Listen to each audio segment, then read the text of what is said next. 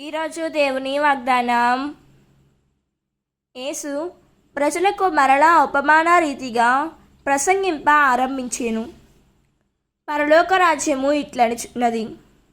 ఒక రాజు తన కుమారుని పెండ్లికి విందును సిద్ధపరచి ఆహ్వానింపబడిన వారిని విందుకు బయలుదేరి రండు అని చెప్పుటకు తన సేవకులను పంపెను. కానీ వారు అచ్చటకు నిరాకరించిరి.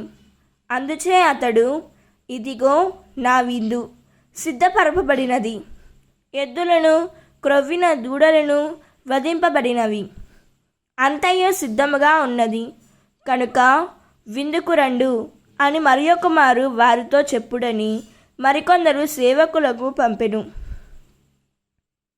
మత్తయి సువార్త 22వ అధ్యాయం 1వ వచనం. ఈ వాక్యం మనకు ఏం చెబుతున్నదంటే, ఈ వాక్యములో దేవుడు మనలను తన రాజ్యం ఎందుకు ప్రేమతో ఆహ్వానిస్తున్నాడని మనం గ్రహించాలి.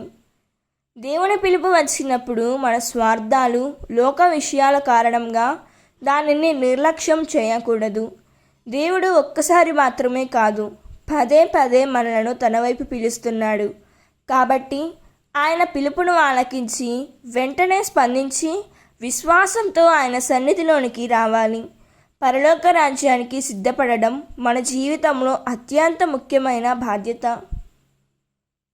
దేవుడు ఈ వాక్యం వింటున్న ప్రతి ఒక్కరిని దీవించునుగాక. ప్రార్థన. ప్రియమైన పరలోక తండ్రి, నీ రాజ్యం ఇందుకు మమ్మల్ని ప్రేమతో ఆహ్వానిస్తున్నందులకు మీకు కృతజ్ఞతలు. ప్రభువా, నీ పిలుపును నిర్లక్ష్యం చేయకుండా మా జీవితంలోని ప్రతి అడ్డంకిని తొలగించుకొని నీ మాటకు విధేయులమై కృపను మాకు దయచేయము.